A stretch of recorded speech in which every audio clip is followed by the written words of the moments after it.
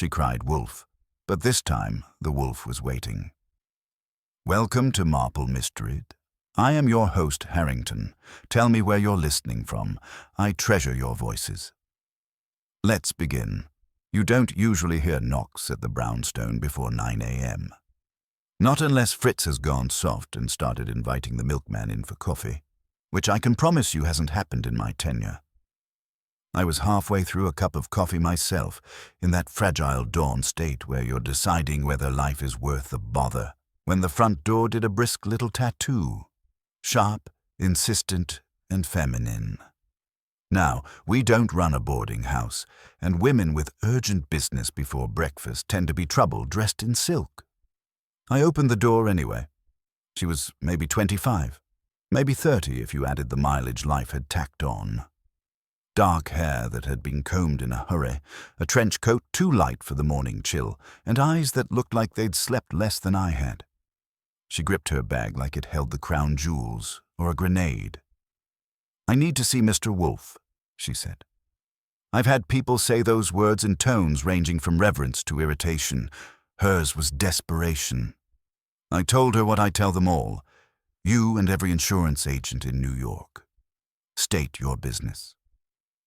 Her chin lifted in a way that suggested she wasn't the type to state anything on demand. "It's urgent. And it's not about money. Please tell him my name is Claudia Rankin. He'll want to hear it." That was an interesting claim, since I had never heard of a Claudia Rankin, and I make it my business to know who rates a second glance at Wolfe's attention. I could have sent her packing, but she had the look of someone who'd keep knocking until the police showed up to ask why we were running a drum circle. So I ushered her in, set her down in the office, and went to roust the giant from his morning routine, which, if you don't know, is not a matter to be undertaken lightly. At that hour, Wolfe is either upstairs communing with his orchids or planted in his room communing with breakfast. Disturbing him before he's communed with both can have lasting side effects, mostly on me. I found him in his chair with the morning paper, half-finished eggs a la Fritz in front of him. He looked up like I'd suggested he take a brisk walk in the rain. "Yes, Archie? There's a lady in the office. Claims her name is Claudia Rankin. Says you'll want to hear it." He frowned as though I'd said the cat was on the roof. "Rankin." He rolled the syllables like he was trying to find a vintage year in the taste. "I do not, Very well. Show her in. And bring your chair. If she has come at this hour, she will either waste our time prodigiously or not at all." That's as close to excitement as Wolfe gets before noon. When I brought Claudia Rankin back in, she didn't waste time with courtesies. She perched on the edge of the red leather chair like it might eject her if she got comfortable. "Mr. Wolfe," she said, "someone is trying to ruin me, and if I can't stop them, you'll be reading about it in the papers. Under the word scandal." Wolfe closed his eyes briefly, like a man deciding whether to swallow medicine or spit it out. "Miss Rankin," he said, "you have entered my house unbidden, at an indecent hour, claiming peril without particulars. I dislike imprecision. Kindly proceed." She looked at me, then back at him, and her grip on the handbag tightened another notch. "I cried wolf," she said softly, "and now no one believes me. But this time, the wolf is real." She didn't say it like a metaphor. She said it like she'd kept a ledger and the entries wouldn't balance. Wolfe's lids stayed lowered a beat too long, which, in his language, is both a sigh and a summons to precision. "Facts," he said. "Name, vocation, immediate hazard." She breathed like she was switching gears, not slowing.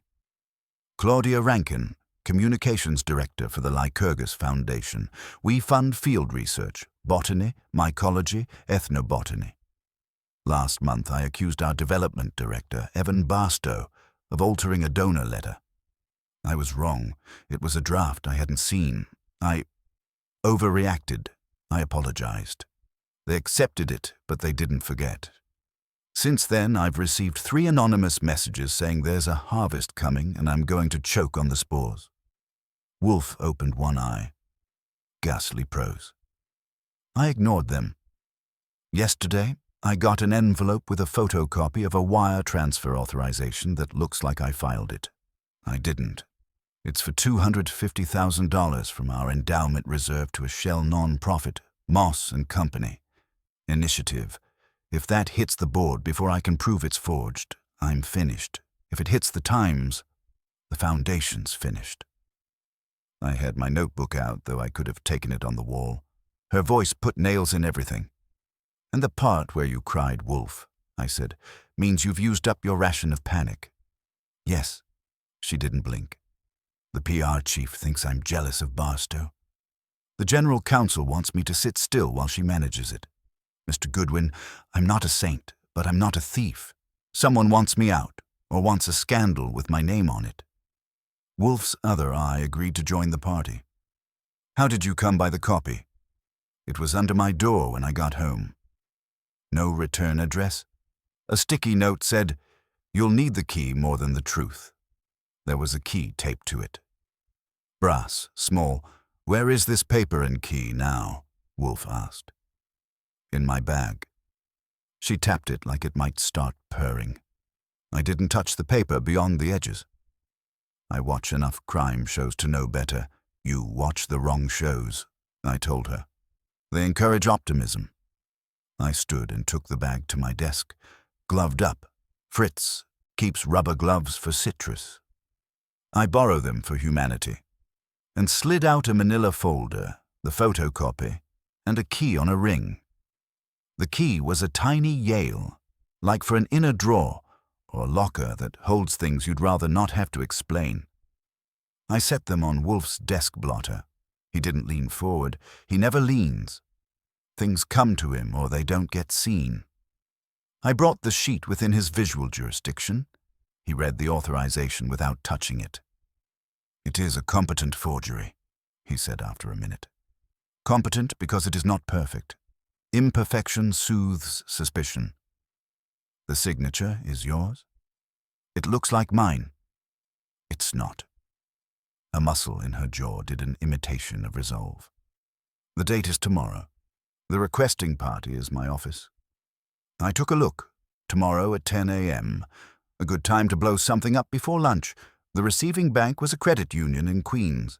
The authorizing counter-signature was those letters that might belong to anybody if you're tired. M. Clink. Who's Clink? I asked. Marjorie Clink.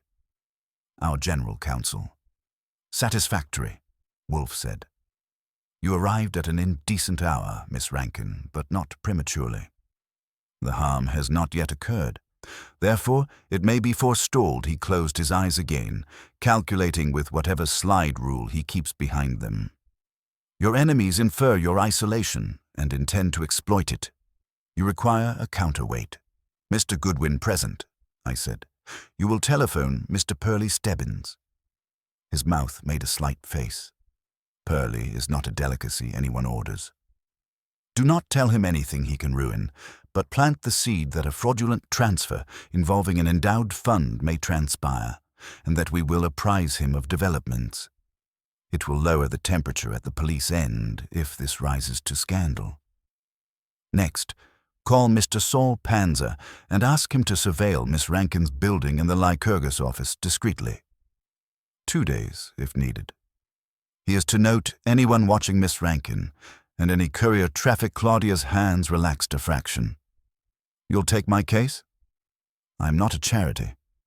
I dislike committees and I despise being visited before my eggs. He let the words form a trench and then stepped over it. Nevertheless, I will accept a retainer of $10,000. She didn't blink at the number. Done. I brought a checkbook. Good. Archie will provide a receipt? He shifted his gaze to the key. What of the key? I don't know what it opens. It's not mine. Then its function is to lure you into a place where you can be seen, Wolfe said, or to suggest that the truth requires a mechanical turn, which is sophomoric. More likely it opens something at Lycurgus you are not expected to access. That bell you sometimes hear when you've just put your foot where it belongs rang out front. It's not a delicate bell. It says we are not a shop. Go away. I went to the hall and looked through the glass. Two outsiders stood on the stoop wearing city armor, a woman in a tailored gray that said law without advertising, and a man with hair arranged by public relations. The man's smile had miles on it and snow tires. The woman's didn't have to travel. I opened the door. We're sold out of magazines, I told them. Come back after 12. The woman held out a card. Marjorie Clink, Lycurgus Foundation. This is Owen Vance, our communications director. We're here for Miss Rankin. She didn't try to push past me, which meant she was used to doors that don't swing for her. Miss Rankin is busy being a private citizen, I said, but your timing is adorable. One moment I left them sampling the stoop and went back. Lycurgus has sent a greeting committee, I reported. General Counsel and PR. They claim they came for Miss Rankin. Claudia's face went flat, which is not the same as blank. I told no one I was coming. You didn't have to, I said. There's a trail you've left. Cab, doorman, the one man you glared at on the elevator, or you were followed last night and they made a plan. Shall I bounce them? Wolfe considered. No, admit them. I dislike being observed, but I like observing more. Seat Miss Rankin where she prefers. Place the visitors in the red and the yellow chairs. You will sit at your desk. I will remain seated and silent for as long as I can endure it. I brought them in and arranged the chairs as specified. Ms. Clink took the red, which was wise. Owen Vance eyed the yellow like it might stain him and sat anyway. Mr. Wolfe, I assume, Clink said. Her voice had zero rhetoric. She didn't waste words that wouldn't bill. We would like a brief word with our employee. Your assumption is correct, Wolfe said, not helping with the brief part. This is my office. You will speak here, in my hearing, if at all. If you object, you will leave Clink assessed him like a terrain feature. Very well. Ms. Rankin, you're in violation of internal protocol. I'm in violation of being framed, Claudia said, not loud, not soft. Marjorie, you forged my signature. Vance winced the way PR men wince when words don't test well. Claudia, let's not turn this into... Mr. Vance, Wolfe said, and his voice would have stopped a locomotive long enough to ask its intentions. Be still. Ms. Clink, before you begin to threaten your employee, tell me, what is the Moss & Company? Initiative. Clink's lips flicked. A pilot program proposal. It is not active. It will be if a transfer lands tomorrow, I put in, holding the photocopy where the sunlight could shame it. Signed by Rankin, countersigned by you. Clink did not lean. That is a fabrication. Agreed, Wolfe said. Your task, then, is simple. Demonstrate that the fabrication could not have originated under your control. Meanwhile, Miss Rankin will remain here for 1 hour.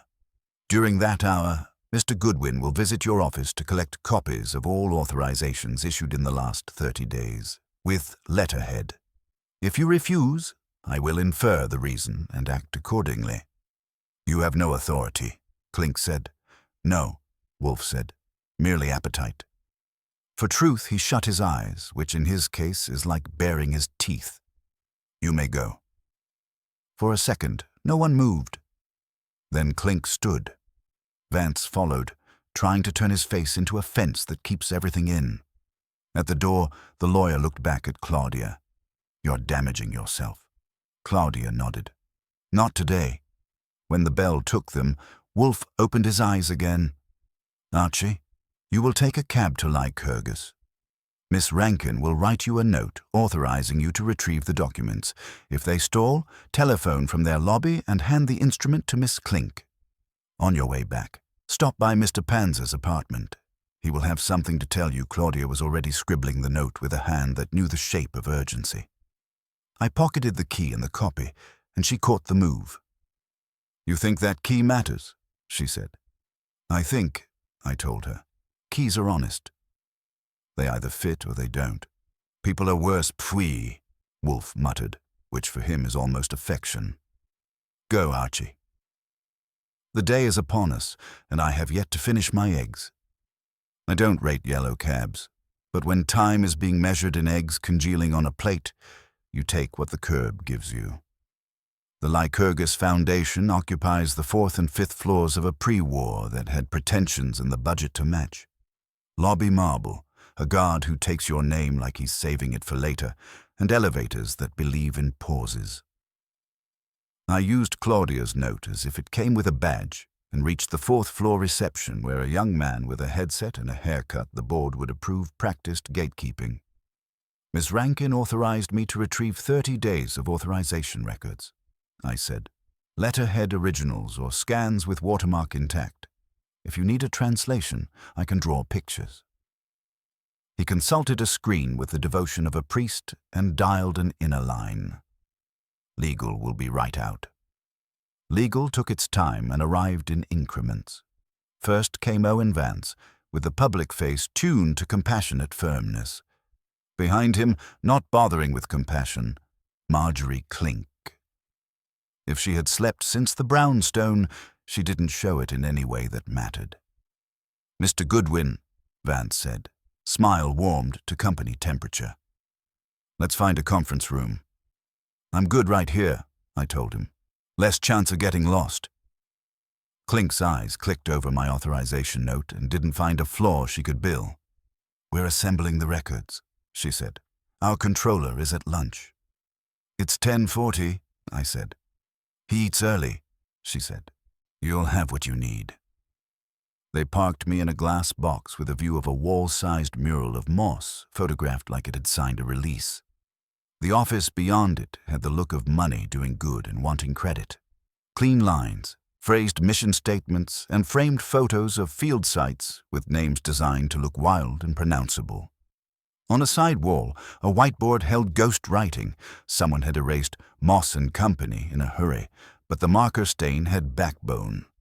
Under it, Pilot optics? I've learned not to blame people for being obvious. It saves me time. A woman with a ring that could have ended a small argument with gravity brought in a file box and set it on the table as if it might explode. I'm Lila Trent. Donor relations. Her smile was for donors, not me, but it didn't crack. These are the most recent authorizations. Thank you, Miss Trent. Did donor relations get a look at Moss and Company? Initiative. She blinked once, like a windshield wiper. That's legal. Sure, I said. Tell legal the glass is thin. I can hear fine Clink returned with a man who had the coloring of a person who spent most of his waking hours under fluorescent lights. Controller, she announced.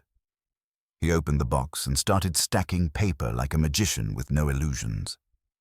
Each authorization had Lycurgus letterhead with an embedded microprint line in the footer, a string of numbers, and the motto, Tiny, Cultivating Inquiry. I picked a few at random and looked for rhythm. Signatures, countersignatures, routing codes, bank ABA numbers. Numbers have personalities. These were tidy, consistent. I pulled out the photocopy Claudia had brought and laid it nearby. If you want to see a difference, make the things look at each other.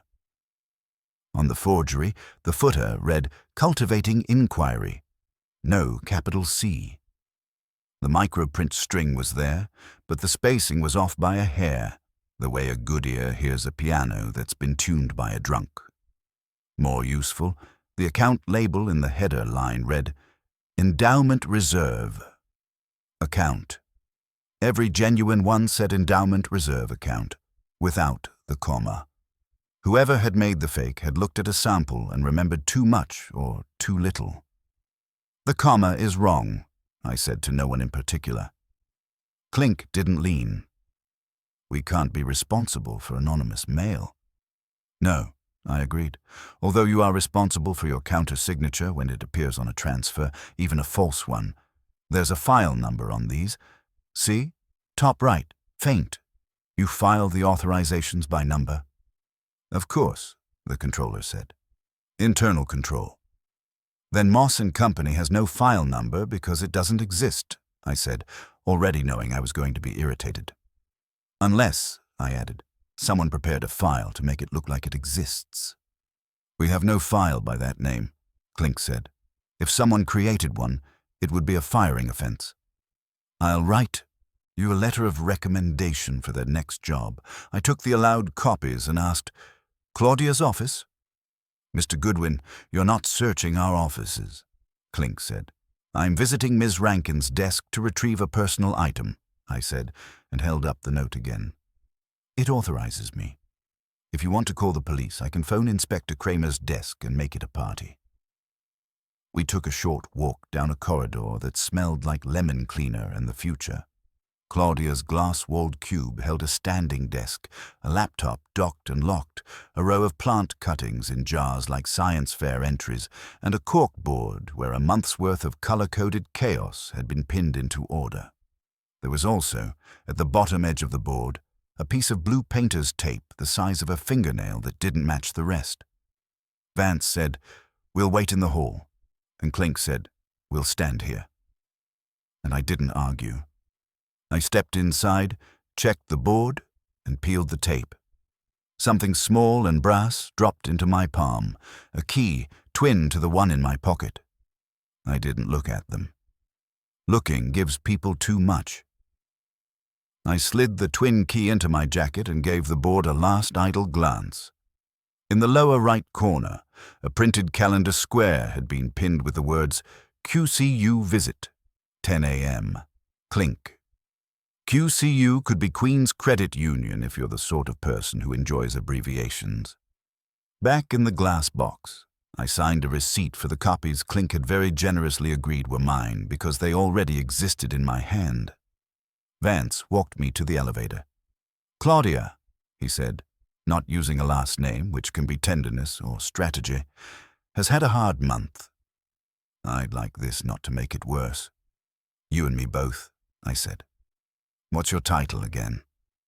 "She's Communications Director." He paused a beat where titles are made. "External Affairs." "She handles internal and program communications." "I handle press." "Sure," I said. "And who handles initiative names that test well on whiteboards?" He smiled and didn't answer. The elevator decided to be kind and opened immediately. Saul Panzer lives in a walk-up that doesn't look like anything, which is how Saul likes it. He let me in before I knocked the second time, which is how Saul is. He doesn't waste greetings. "Your Miss Rankin," he said, "is tidy. She took a cab straight to you, no detours. But last night a man watched her building from across the street with a courier tote and serious shoes. 45, lean, hair like he paid for the angle, scar under the left ear, talked on his phone without saying anything. He tailed the cab this morning until she crossed 5th. Lost him after a construction detour. Queen's plates on the sedan near her building at both ends of the night. Rental pool, brownstone?" He nodded. "A grey sedan did a slow pass while your visitors were still on your stoop. Same rental pool. Nice to be popular," I said. I put the twin key on his table. Found this taped to Claudia's board. Match for the one she received.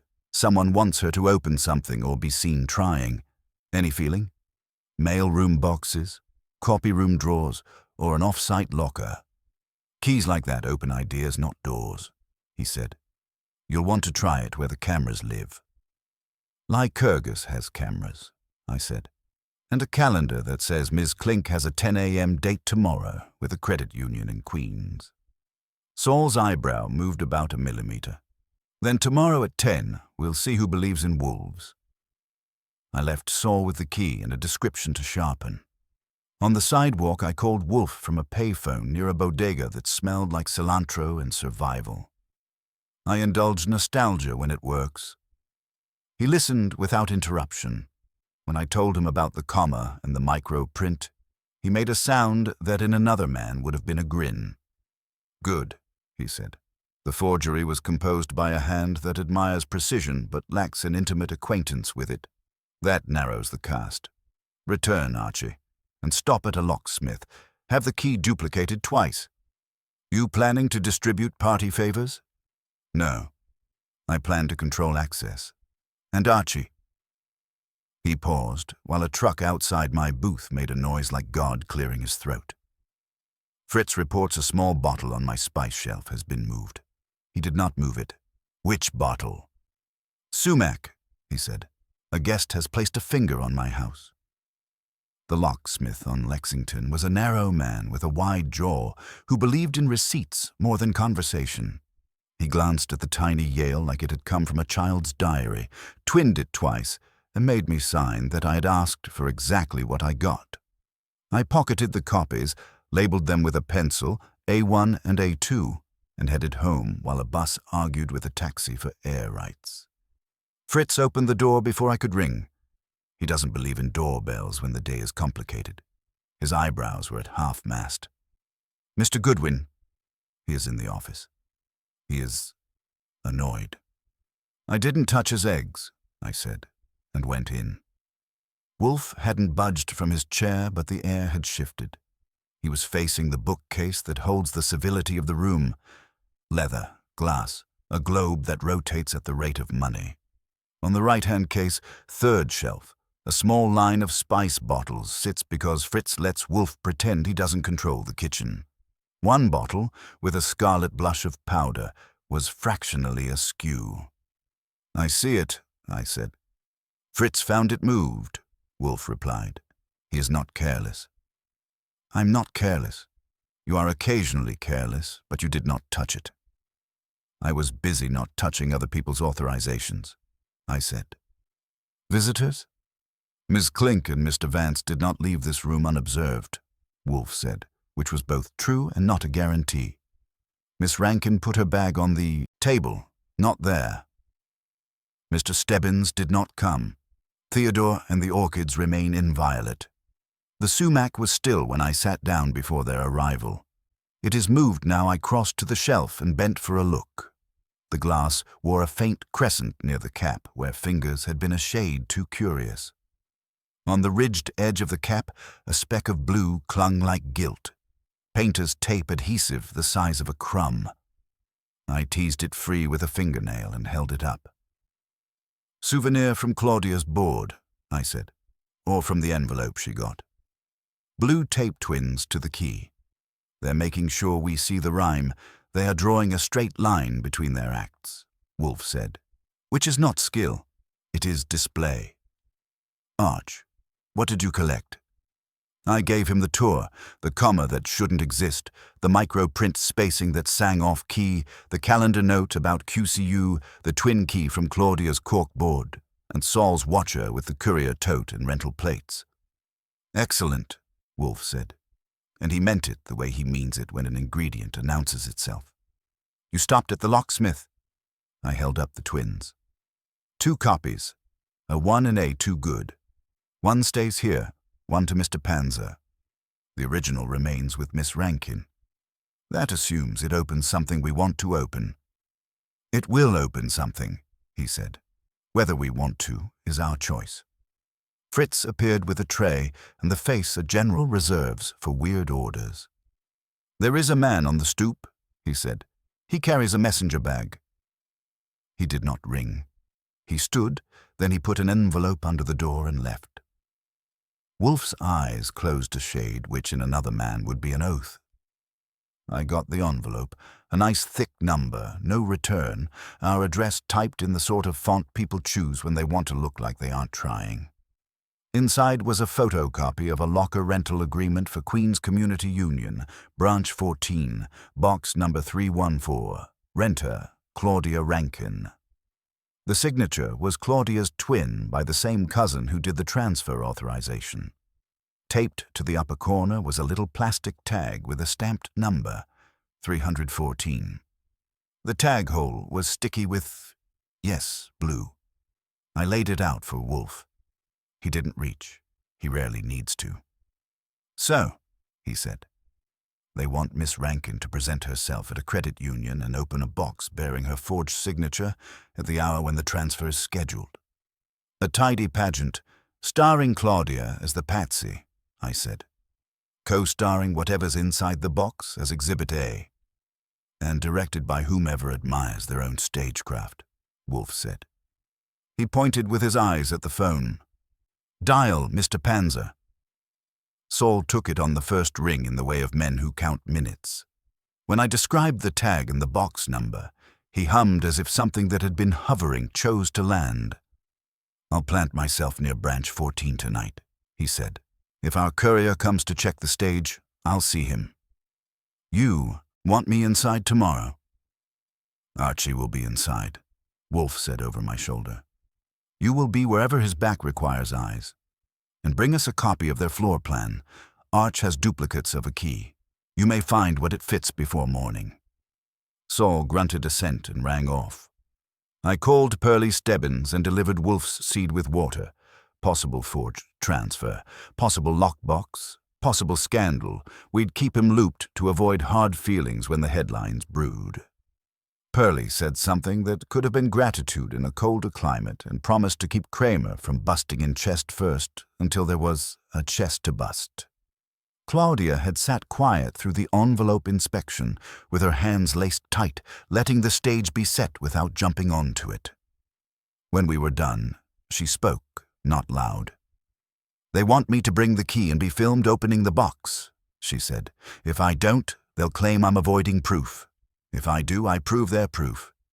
You will not go, Wolfe said. Not tomorrow, not ever, without me saying so. That is part of what you have purchased. Her lips twitched at that. Worth every penny if I get to keep a career. You will also keep your liberty, Wolfe said. And it wasn't balm, it was an allocation of fact. Archie, here, tonight you will take A2 to Mr. Panzer, and then you will pay a social call at Lycurgus. The front door is unnecessary. Use the key liberally on any door that suggests it has secrets, with particular attention to copy rooms, mail rooms, and personal drawers of Mrs. Clink and Mr. Vance. Touch nothing you cannot explain touching. You are a messenger returning a misdelivered envelope if asked. Fine, I said. And if the key sings nowhere? Then it is for a box we are meant to open publicly, and not a lock that holds their private stupidity, he said. But I doubt they resist the urge to rehearse. Fritz cleared his throat. In that house, it can be a drum roll. Dinner is early, he asked, with despair sanded smooth. It is when I say it is, Wolfe told him and looked at the clock. We will dine at 6. I will need an hour with Miss Rankin after. Then Theodore's orchids for 20 minutes to remind me that some organisms require only light and restraint. Phooey. The rest of humanity requires rope. I took a 2 and the envelope tag and left. The grey sedan was back on the block, different plates, same shades. It slid a half length when I stepped out, the way a man inhales when he's thinking. I made a note of the dent in the rear fender and the sticker in the window from a chain car wash in Astoria. Then I hailed a cab so the sedan could feel useful and watched it feel me all the way to Saul's. Saul accepted the key with a nod and a shrug for luck. If this opens a door at Lycurgus, he said, the camera over the mailroom is lazy on its pan. 3-second blind spot. If it doesn't, I'll be in. Queen's making friends with a night guard who prefers chess to rounds. Bring a board, I said. By the time I got back to the brownstone, the light had turned the street into an old photograph and the stoop into a stage again. I took the steps 2 at a time and paused with my hand on the knob. Somewhere down the block, a car cough-laughed and settled. The air had that expectant feeling New York gets when it senses a plot. Inside, the office smelled faintly of sumac and Fritz's outrage. Claudia sat straighter than a coat rack, her bag at her feet, eyes on Wolfe.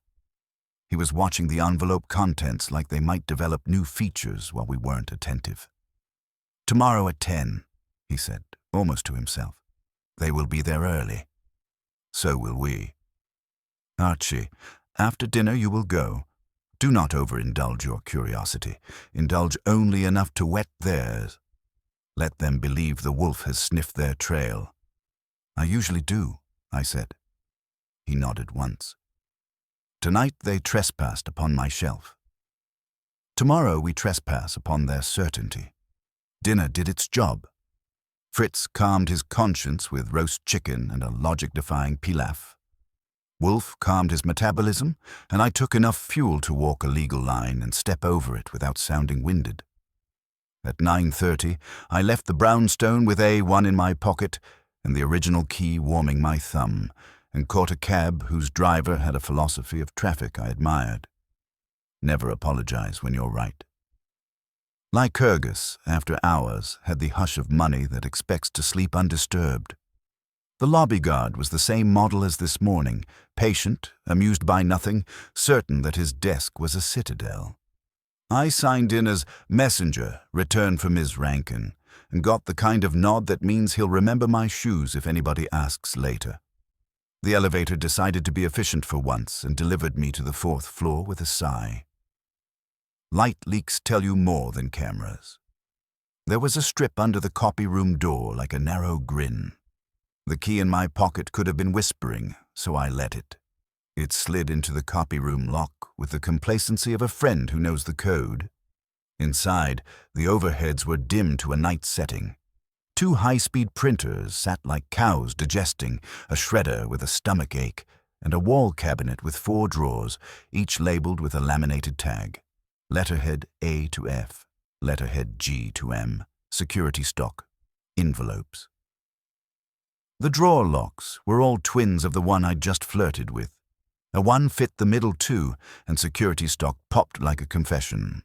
Inside, reams of watermarked paper, a zip bag with replacement microprint footers, strip stock printed so small your eyes filed a complaint, and a roll of blue painter's tape with smiling guilt. Nested in the back, a cardboard tray held plastic key tags in pale gray, like the one from our envelope, blank ovals with tiny metal rings. The top tag had a greasy thumb arc that matched the arc on our 314. Someone had been practicing inventory and petty crime. On the cabinet's inner wall, a strip of tape marked 314 had been stuck and ripped away, leaving a trapezoid of adhesive that caught the light like a scar. The impulse to clap was strong and inappropriate. I didn't take pictures. I took pocket inventory. One blank gray tag slid into my jacket. The blue tape stayed put because I didn't need to explain getting sentimental over stationery. Then I eased the drawer closed, not quite flush, 1/8 of an inch shy. That's more honest than a note. It tells whoever comes next that the room has an opinion. Printers leave trails even when you ask them not to. The left machine screen had a job history. Last run at 6:42 p.m., 12 pages printed from a USB source labeled Clink_JM. The job name, Moss Brief. The right machine had the same timestamp and a job name with fewer manners, mrankin_wire, auth_revc. USB removed. If you think I didn't check for ports, you think Saul taught me nothing. Under the right printer, a flip panel hid a USB slot and the ghost of a smudge. I felt around and found nothing but loneliness, so I gave it one more pass and found a cap from a cheap flash drive lodged under the casters. Copy rooms lead to mail rooms the way appetites lead to refrigerators. Next door, another lock accepted A1 without debate. The mailroom had pigeonholes, a scale with opinions, and a small wall of employee cubbies with doors like high school, each with a key slot and a cheap lock. Some had post-its with names, some had laminated labels, some had nothing. Rankin, empty. Clink locked, Vance locked, comms locked. The key tried Clink and failed. It tried Vance and, because it's nice to be right, didn't. But comms opened on the second breath. Inside, PR detritus. A ring light, a packet of embargoed press releases, a bar-coded courier slip for QCU, B14 Media, dated 2 days ago, and a card stock mock-up of a Moss & Company. Initiative 1 sheet. Whoever had designed it believed in ferns and white space.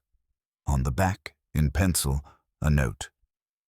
If board box, leak to post, O.V. It could be initials, It could be wishful thinking. It could be the kind of joke you make when you think the room is yours. I took nothing but the barcode number. Numbers are souvenirs that don't weigh you down, and closed the cubby flush.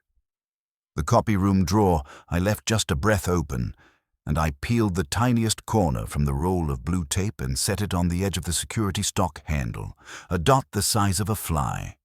Forensics wouldn't thank me, but Wolfe might. Bait that looks like you're applauding can work better than rope. Down the hall, Claudia's cube looked the same, which is one of the ways something looks different.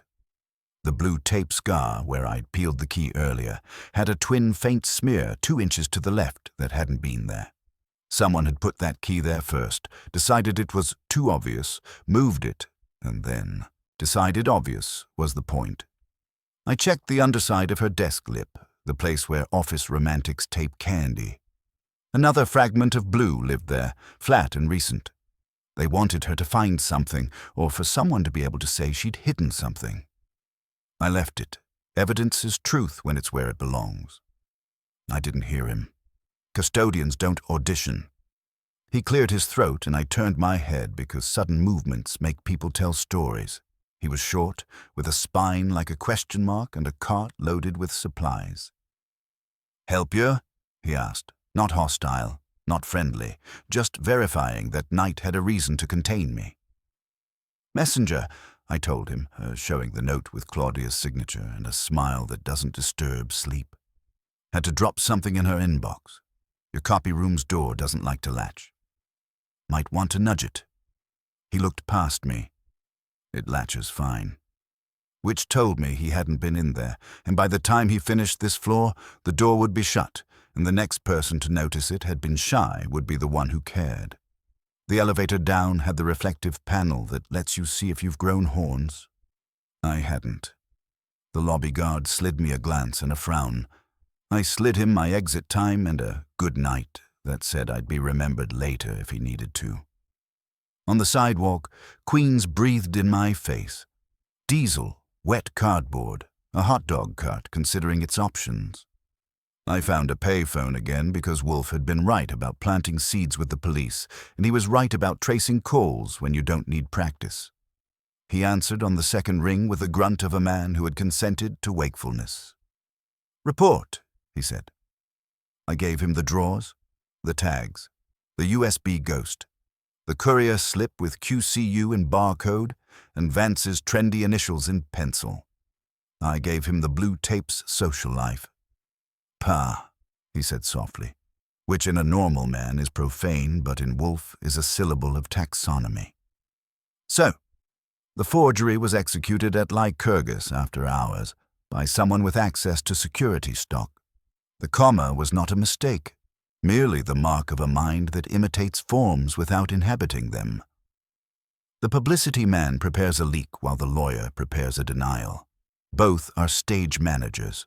Miss Rankin is the lead, not the author agreed. And the key language says Combs likes having a locker. "Tomorrow," he said, "we will meet at Queen's Community Union at 9:40 to be early for a spectacle scheduled at 10. Mr. Panzer will observe the exterior. You will be inside with a duplicate key, and Mr. Stebbins will be—" He considered what word to use for Pearlie that wasn't insulting. "Adjacent." "Do you want me to bring the blank tag?" I asked. "No," he said. "Bring your patience. And one more thing. While you were gone, I received a call from Mr. Vance. He inquired, with circumlocution, whether his visit here might be portrayed as cooperation if the press inquires tomorrow. He expects a press inquiry, I said. He intends one, Wolfe said. Go home, Archie. Sleep the appropriate number of hours. In the morning we will permit them to bring their wolf. Then we will show them teeth. Sleep showed up, did the minimum, and left. At 8:30 I had coffee with the kind of eggs that tell you Fritz forgives nothing, and by 9:15 I was on a local to Queens with the key copies in my pocket and a list of faces in my head. Saul had already texted a picture of the credit union's frontage scratched into words. Corner branch, single set of glass doors, a vestibule with the kind of ATM that believes in fees, and inside, a square room with counters and a back wall of safe deposit boxes that pretended to be shy behind a half-height partition. His note, guard likes Mets. Manager wears his tie like a leash. The street outside the branch had the Thursday business shuffle. Parents, a delivery guy with calves of iron, an old man arguing with a pigeon. Saul occupied a bench with a newspaper held at a height that fooled no one with experience, which meant it fooled everyone who mattered. He didn't look up when I passed. Across from him, in a sedan that had changed plates but not personality, our rental pool friend had changed sunglasses. The scar under his ear was still loyal. Inside, the credit union smelled like carpet glue and government forms. A woman at the counter informed me that safe deposit access required identification and that the sign-in book was a cherished heirloom. I nodded like a man who loved heirlooms and wrote A. Goodwin, authorized agent, on the line underneath yesterday's empty. The vault attendant had a badge that said RYAN and a haircut you could set your watch by. "Box?" he asked. 314, I told him, and produced the duplicate key with a face that said, I expected it to work. He gave me a look they teach you in community banking school. Friendly suspicion, and guided me to a little corridor lined with numbered doors, like a motel for secrets. At the end, behind a frosted pane, 2 private rooms waited for people who like to open their futures in private. I didn't put the key in. I let it dangle. "Before we do this," I said, "has anyone else asked about 314 this morning?" Ryan consulted a terminal with the reverence of a parishioner. "No." He looked back. "The holder will have to be present if this is a first-time visit." "Of course," I said, and let the key disappear. "She's parking." It was a lie with a good posture. He escorted me out and put my name in a ledger where the next set of eyes could admire it. At 9:42, Claudia came in with her chin set at the angle you wear when you've decided not to faint publicly. She wore a gray dress that made her look like she was going to a job interview with God, and she carried her bag like she had a weapon in it, and knew she couldn't use it. Behind her, not quite tripping over each other, came the Lycurgus duo, Clink with a folder so thin it had to be dangerous, and Vance with a smile tuned to crisis communication, low, soothing, and ready to bite. "Ms. Rankin," Clink said, just loud enough for nearby ears, "we are here in a cooperative spirit." "We are here because you mailed me threats," Claudia replied without heat. She knew microphones hear volume, not truth. I drifted to the vestibule and held the door an extra beat. A city car rolled to the curb and Pearlie Stebbins got out as if the sidewalk owed him rent. He didn't come in. He leaned on the hood and looked at the sky. On the bench, Saul turned a page he hadn't been reading. The sedan with the scarred man idled. The stage had its cast. Wolfe called at 9:52. He does not call to check on the weather. "Report," he said. "They're here," I told him. "The box is a corridor away. The manager has eyebrows that say he likes procedure more than air." "Good," Wolfe said. "This will proceed at 10 precisely.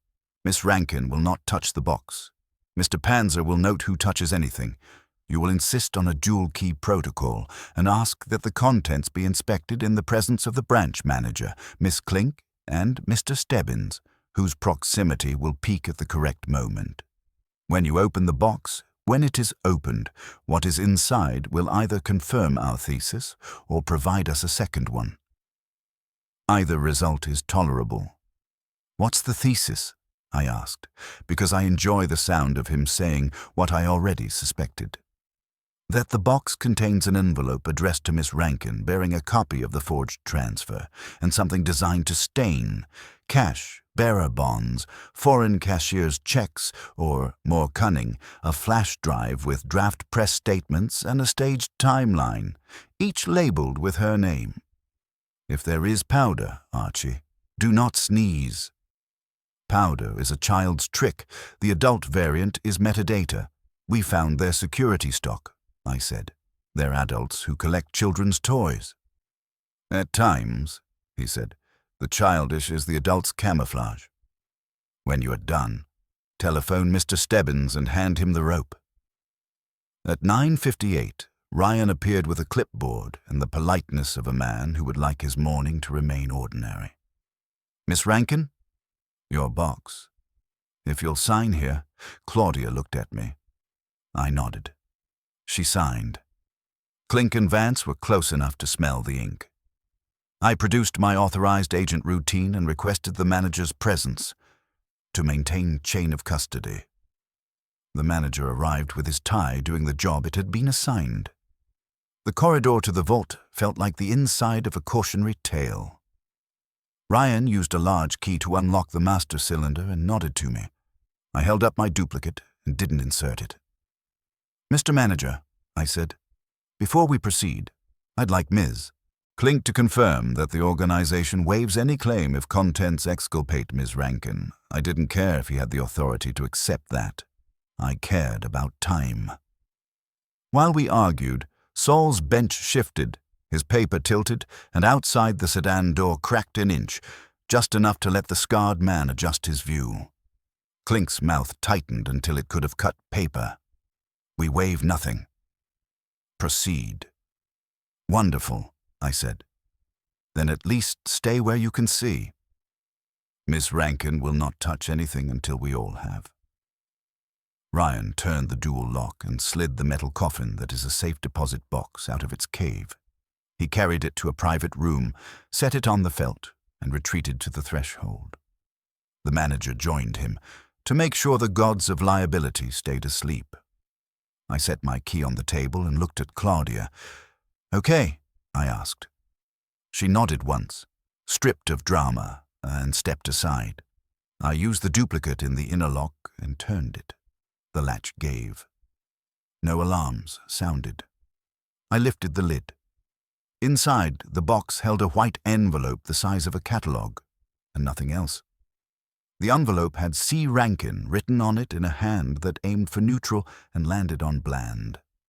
The corner had a smudge of blue that could have been my imagination if my imagination wore painter's tape. I didn't reach. I said, Ms. Clink, Mr. Manager, Mr. Vance, please look. They did. Clink said, open it, like a man says, begin. Not yet, I said, and pulled a pair of gloves from my pocket because this isn't my first matinee. I held the envelope at the edge and slid out the contents.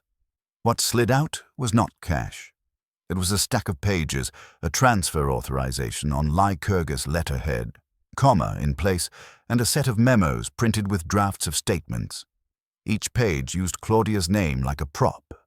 On top, a typed note. Control the harvest before the harvest controls you. Below that, a zippered plastic bag the size of a wallet, empty but dusted inside with something that looked like paprika and smelled like aluminum. Not sumac, not spice. Red-dyed silica, the stuff they put in desiccants. It would show up on sleeves and say, you touched the box, to anyone who asked the right light. Clink reached for the memos like she planned to feed them to her folder. I withdrew my hand, as if her touch were contagious. Not so fast, I said. Chain of custody. Mr. Manager, would you kindly call the precinct liaison? Tell them we have a box with documents relevant to a pending fraud complaint. And Ms. Clink, smile. This is cooperation. She looked at the red dust and then at Claudia. You put this here, she said, because lies like to gallop before they walk. Sure, I said. She forged your comma with her left hand and then broke into your copy room to steal letterheads she already owns.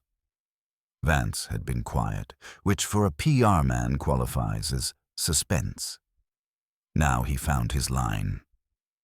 If we all calm down, calm, I said, is a seasoning, not a meal.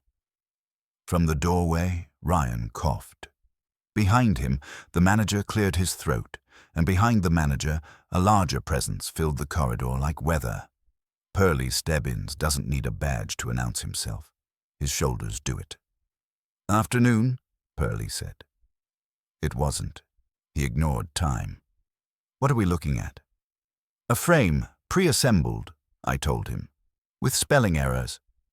He stepped in, peered at the pages, and then looked at Clink. "Counselor, you mind if I bag those?" Clink minded. She minded loudly. Pearlie bagged anyway because some men prefer action to adjectives. He sealed, initialed, and told the manager the city liked his carpet. Then he turned to Claudia. "Miss Rankin, you're coming with me to the precinct to make a statement." "Not cuffs. Statement. You," he added to me, "are going to tell your fat friend that if he's playing chess with a bank, the board is my desk." "If it was a bank," I said, "he'd send you a cake." And that got 0.5 millimeter of amusement out of him, which wasn't nothing. Outside, the sedan with the scar had rolled 2 doors up. The driver looked at his phone the way a man looks at a match he's about to strike. Saul's paper folded, then unfolded. The air pressed in like it wanted my attention.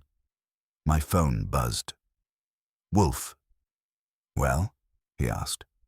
"They staged a harvest and salted it with sand," I said. "Pearlie has the crop." Clink tried to snatch the scythe. Vance brought a smile to a knife fight. "Good," he said. "Then the play proceeds.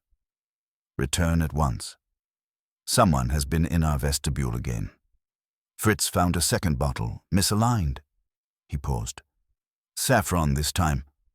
The ride back felt shorter, which is how it goes when you're being pulled by a thread. Fritz opened before I knocked. He didn't waste breath. "In the office," he said. "I did not move it." Saffron sits 2 bottles down from sumac, an expensive little sun in a glass cell. It was off its axis by the kind of degree you only notice if you live with a man who notices. On the cap's knurling, a new nick of blue winked at me. Microscopic, but there. Whoever had come back hadn't just wanted to poke the bear. They wanted the bear to record it. Wolfe watched me see it. "They repeat themselves," he said. "Repetition can be a confession." "Or a boast," I said. "Any other housekeeping?" "Only this." He nudged an envelope on the blotter with a finger as if he were granting it a visa. It was addressed to me in block letters that didn't believe in curves. Inside, a line torn from a magazine, glued to cardstock, "Opening moves matter," and a dry red dust in the corner that pretended not to be red-dyed silica. Someone out there wanted me to admire their craft kit. "Adolescent," Wolfe said, "but informative. They think they have established initiative." They had a car on the street. When I left Queens, I told him, "Same rental pool, new plates. Our scar with the courier tote is faithful."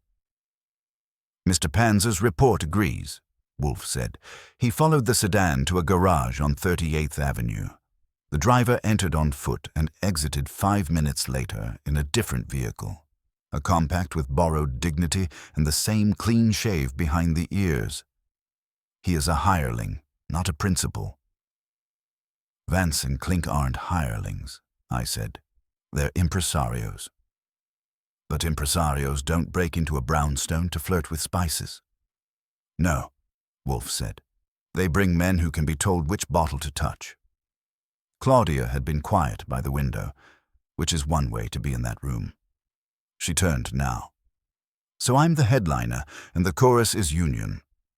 "Pray," Wolfe said, not at her. "You are the theme. The chorus sings what it is given." He turned his eyes to me. "Call Mr. Stebbins. Ask what he found in the memos," Pearlie answered with the voice of a man who had recently seen paperwork reproduce. "We've got your comma. We've got 5 drafts of press statements. Lycurgus regrets, Lycurgus condemns, Lycurgus confirms partnership audits. All set with times and the metadata for release today at 11, 2 and 6.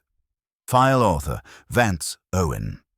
The transfer letter's PDF embedded history points to a machine named Clink JM. Your fat friend will enjoy that." "He'll nibble," I said.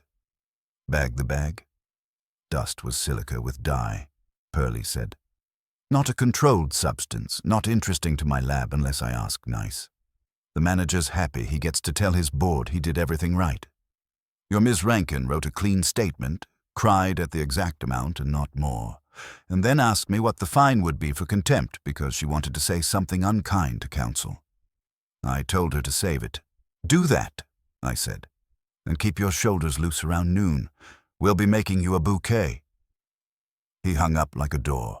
Wolfe was watching my face, which is a sport he enjoys. So, he said, the publicity man pre-wrote the course. The lawyer lent her printer. Miss Rankin, did Mr. Vance ever report to you formally? He loves a dotted line, she said. He says he's matrixed, which means he floats. Fish rot from the head, Wolfe said. Lycurgus's head is. Board chair is Peter Druskin, Claudia said. Banking money that retired to philanthropy. He hired Clink last year to professionalize governance. He likes Owen because Owen gets him profiles. Call Mr. Druskin, Wolfe told me. Tell him we have recovered materials from a safe deposit box rented in Miss Rankin's name that suggest an internal attempt to stage a reputational event. Do not say frame. He will hear lawsuit. Invite him here at 6 o'clock for a conference limited to counsel, communications, development, donor relations, and himself. Make it explicit that refusal will lead to an external briefing at 7. You're throwing a dinner party, I said. A diet, he said. No food. Only chewing. He closed his eyes a moment. Also invite Mr. Barstow, the development director. He is the beneficiary if Miss Rankin is removed as a check on his narratives about donors. Whether he is the author, we will learn. I started the Dialer Festival. Druskin's assistant had a voice like cut glass and a schedule that had never met the word urgent and believed it. I gave her Wolfe's phrasing as if it were a telegram from a general and let the 7 o'clock ghost scare her. She relayed, and when Druskin came on, he did it with the energy of a man who had been pulled from a policy lunch and didn't appreciate it. Who are you exactly? He asked. I told him. He didn't like that either. We will not be threatened, he said. You are being rescued, I said. Threats are louder. I will attend at 6, he said, like a man agreeing to let his tooth be pulled by an amateur. Clink answered her line on the first ring and tried to make law-controlled time. When I said 6 at the brownstone in the presence of her chair, she dropped the posture for calculation and said, We'll be there. Vance went warm and conversational. I knew you were a man who believed in transparency, Archie. I'm a man who believes in paper, I said. Bring some. He laughed too quickly. Men who talk for a living hate silence. Barstow needed 2 calls and a lie. I told him we had recovered documents that bore on donor communications integrity, which is his pantheon. He said he would swing by like we were a deli. Lila Trent took her invitation as if she had been waiting to be asked to a war. I'll come, she said. Somebody's been doing arts and crafts with our name. When I hung up, Wolfe was already in positioning mode, which has rules. He dispatches words like scouts, then sits very still and lets the enemy move. We will not show them the duplicate keys, he said. We will show them the envelope and the tag. We will ask who among them has access to security stock and to the vault calendar. We will ask who scheduled Ms. Clink for 10 at QCU and why Ms. Rankin's calendar bore the same note. We will place the blue speck from my saffron cap on the desk and inquire who uses painter's tape at work as a matter of routine. Comms, I said, and events. And, if we're generous, facilities. Generosity is bad for accuracy, he said. You will also fetch the USB cap you found and the barcode number you memorized. Mr. Panzer will be in the front room by 5, and Fritz will deny him food so that he suffers with the rest. Claudia had moved closer, hands loose now on the arms of the chair like a pilot scaling back the throttle. They'll come loaded, she said. Clink will come with phrases like internal review and process integrity. Owen will come with timelines and the names of reporters who owe him. Barstow will come with donors who hate surprises. Lila will come with receipts. Receipts are best, Wolfe said. People imagine they can explain paperwork. Paperwork prefers to explain them. He shifted, not much. For Wolfe, it counted as a stride. Archie, go to the vestibule and extract the bell housing. Whoever slid an envelope under our door will have left a trace in the catch. Bring me lint if that is all I went. The street had settled into the afternoon's rhythm. A delivery truck grumbling at a hydrant, a couple arguing softly about nothing important enough to be fixed, a kid tapping a ball on concrete because wood was elsewhere. I unscrewed the bell plate. Fritz pretends not to know I keep a screwdriver in the umbrella stand, and tipped it. A curl of blue tape thinner than a fingernail sat in the well. The adhesive had picked up a short, dark hair, not Fritz's silver and not mine. I brought both back on the tip of a blank place card like I was presenting caviar. Wolfe peered. Indulgent, he said. They could not help marking their path. We will make them follow it back. The phone rang. Saul. He switched cars again, Saul said. Compact to a van with a landscaping logo. The logo is fake. The phone number belongs to a defunct salon. He made one stop in Long Island City. Small print shop, lights on, owner bored. I asked for directions, and the owner's hands were the color you get from toner. He lied badly. Your hireling bought nothing.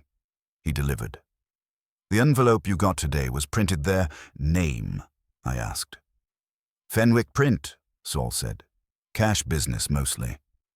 Thank you, Wolfe said from his chair, because Saul knows when a room changes temperature even over a wire. At 5 you will be in the anteroom. At 6 you will be silent. At 7 we will be satisfied. I hung up and looked at the jars. Sumac and saffron stared back like two eyes with different opinions. Somewhere between them, a line had been drawn. The house was quiet in the way a stage is quiet just before a curtain moves. Wolfe closed his eyes and settled into the hour he takes before battle, which is indistinguishable from a nap if you don't know him. Fritz clattered just enough in the kitchen to let the pan know who was in charge.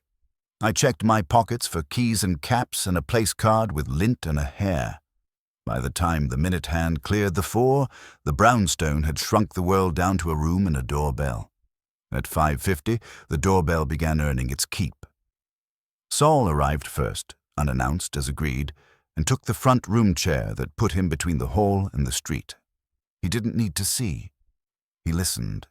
Fritz removed any tray that looked like it might tempt him. At 5:53, Owen Vance breezed in ahead of the wind with the smile he'd tuned over lunch. Marjorie Clink followed at 5:54 with a folder that had gained weight.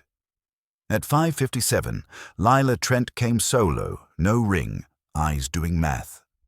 Barstow, long and dry and tan where he'd paid for it, at 5:59, pretending he'd just been in the neighborhood. Druskin at 6:13, because chairmen believe clocks apply to those who need them. He brought a scent like a boardroom and the edge of a headline. Wolfe didn't rise. He arranged them with a glance and a tilt. Clink in red, Vance in yellow, Barstow on the settee, Lila in the near chair angled to see both of them, Druskin on the far chair that turns people into supplicants without their consent. Claudia sat by the window where the last of the day gave her a profile you could not ignore. I took my desk. Fritz shut the door with a civility that also locked it. We are not recording, Wolfe said, and if he'd added, alas, it would only have been for art. What is said here remains in this room unless crime obliges us to share. Druskin gave a condescending little nod to show he'd decided to indulge us. What is this exactly? A reprieve, Wolfe said, if you prove worthy of it. Clink leaned forward, professional impatience dressed as courtesy. Mr. Wolfe, we are grateful for your assistance today, but Lycurgus has internal processes. You misuse the plural, Wolfe said mildly. Lycurgus has a process. It was hijacked. Vance flashed the smile he mails to reporters. Let's center on facts. We accompanied Miss Rankin in good faith. You accompanied her to watch her open what you had stocked, I said. Save breath. You'll need it. Wolfe lifted a finger, a conductor asking his strings to hold. First, access. Ms. Clink, who has access to your copy room security stock, say facilities, she said, and legal by sign out. And communications? Wolfe asked without looking at Vance. By request, Clink said. By habit, Lila put in, and when Clink cut her a look, she didn't stop. Events and comms live off blue tape and fresh letterhead.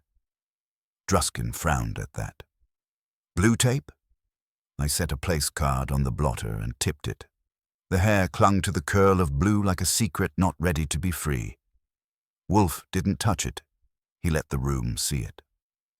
A visitor to my vestibule today favored painter's tape, he said. He also favored my spice shelf. Twice. His eyes slid to Vance and then away again. Second, timing. Miss Clink, your calendar bore an entry. QCU at 10. So did Miss Rankin's board, though she did not write it. Who put it there? Our executive assistant, Clink said, at my request. Because Owen asked you, Lila said, almost mild. Clink's head turned a degree. Because it was necessary to establish control of a potential narrative if malicious actors attempted to smear the foundation. Control the harvest. Before the harvest controls you, Claudia said, tasting the phrase like a bad grape. Printed and placed in my safe deposit box. Barstow had sat like a spectator until then, but donors hate words like smear more than they hate receipts. This is nonsense, he said. No one at Lycurgus would risk. Your donors hate scandal, I said, and love accountability. If you say no one, you guarantee you'll have to meet the one. Wolfe didn't raise his voice. He doesn't have to. Third, mechanics. The forged transfer bears an incorrect comma and a misspaced microprint, as if the forger loved what he copied but did not comprehend it. Those defects align with evidence of fresh printing after hours. Your copy room's job history last evening names M. Rankin _wire, auth _rev C, and Moss brief from a USB identified as Clink _JM. That does not mean Ms. Clink composed them. It means her machine printed them. Who brought the USB? The room shifted like a horse feeling a fly. Clink's mouth set. Anyone could. Not anyone, Wolfe said. Someone with a habit of moving assets across desks. Mr. Vance, you placed a barcode slip in your comms cubby for QCU 2 days ago, media, with a branch code that matches the safe deposit box number. Why does media need a credit union? Vance met that with airy reason. We often route materials through trusted couriers for sensitive announcements. Announcements, Lila said, like pre-written statements with timestamps and Claudia's name at the top. She is communications, Vance said, and he sounded almost aggrieved. Her name appears on drafts. Drafts you authored, according to their metadata, I said. Your initials all over the file properties like a graffitist with a new marker. Clink pounced on that. Metadata can be altered. By people who know the difference between a comma that belongs and a comma that incriminates, Wolfe said. This forger does not. He shifted his gaze to Barstow. Mr. Barstow, what is Moss & Company? Initiative. Barstow's face did what faces do when they've been handed a pop quiz. I've seen the name on a preliminary list. A donor prospect pitched a field partnership, citizen science, branding opportunity. It wasn't mature. A list maintained where? Wolfe asked. In development files. He glanced at Clink. Legal was to vet the non-profit.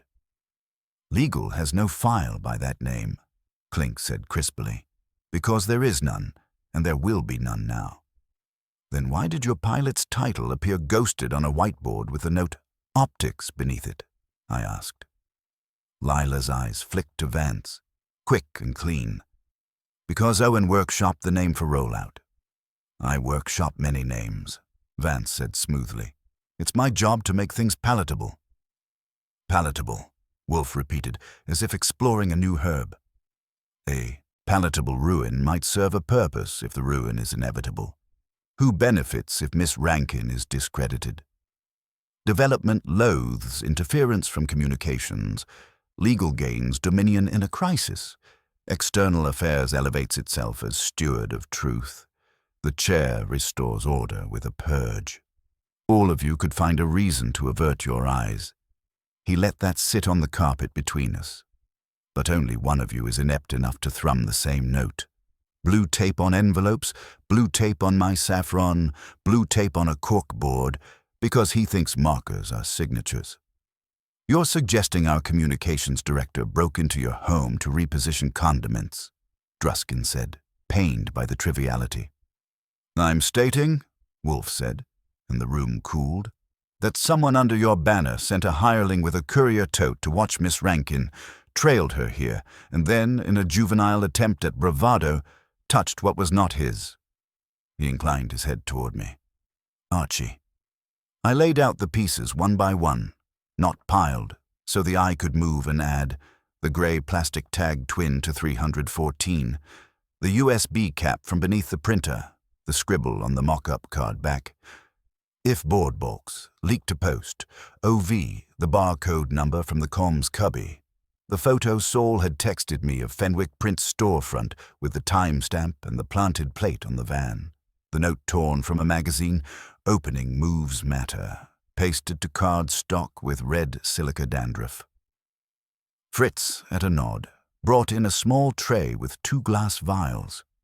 One held a whisper of red dust from the lockbox bag. The other, the grains brushed from the inside corner of the envelope that had greeted our haul. "Same dye lot," Wolfe said. "Our lab is modest, but Mr. Stebbins will have satisfaction. More.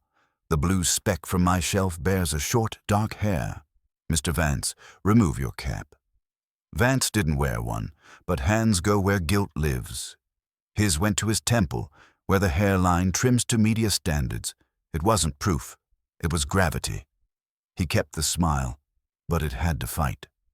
"I go where I'm sent," he said lightly. "And I didn't come here after hours to molest spices." "No," Clink said too fast. Then, slower, careful. "No one from Lycurgus authorized anything of the sort." Barstow looked at the tray like a donor looks at an unbalanced account. "If this mess damages us, I will expect resignations."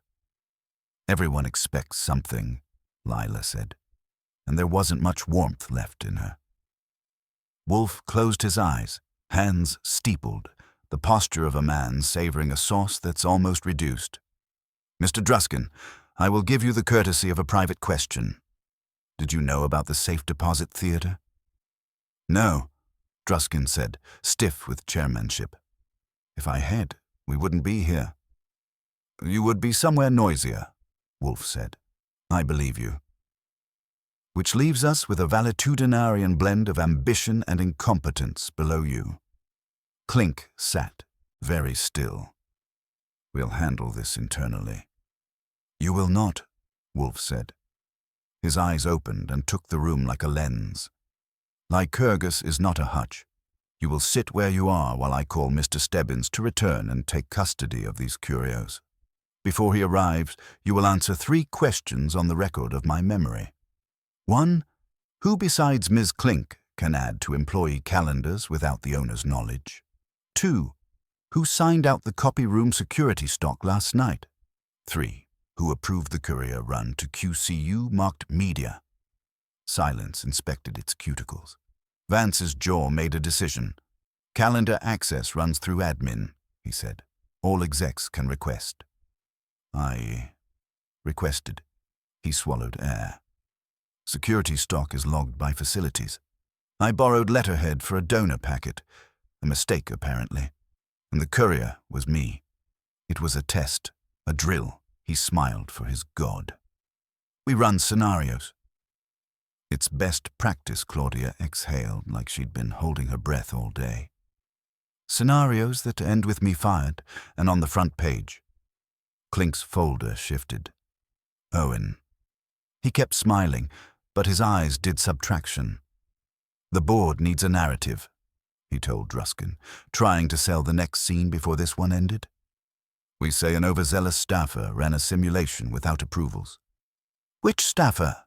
Lila asked, quietly pleased to pose the question. "Me," he said, and for a half-second believed confession would be considered leadership. "And then we reset and—" Wolfe's hand moved, an inch. "Archie," he said, and the bell rang, punctually, as if it had been waiting for its Pearly came in like a man who'd been listening from the sidewalk, which, in fairness, he had. He filled the doorway and the air.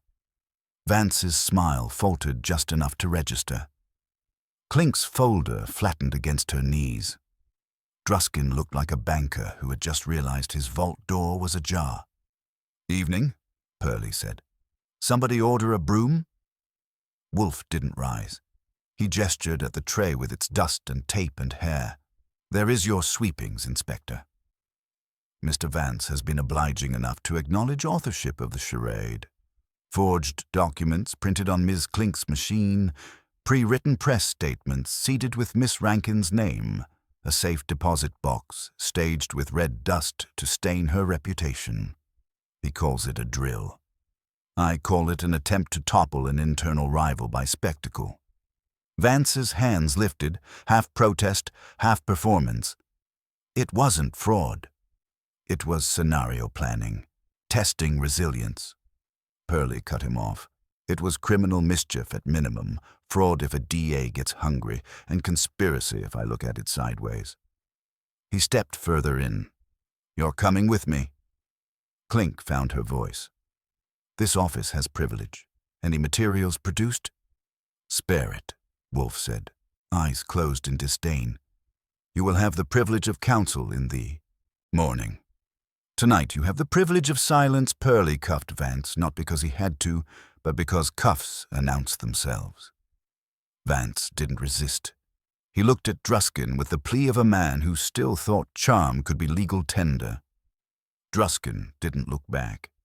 When the door shut behind them, the brownstone's air settled by degrees. Clink gathered her folder but didn't rise until Druskin stood. He turned to Wolfe. "This will never reach the press." "That is your business," Wolfe said. "My business is that Miss Rankin's name will not." Lila Trent rose next. "You'll want receipts," she told Druskin. "I'll have them." Then she looked at Claudia and gave a brief nod, which meant in her language, "We may not like each other, but we're not enemies." Barstow had already reached the hall. Donor men preferred distance from fire.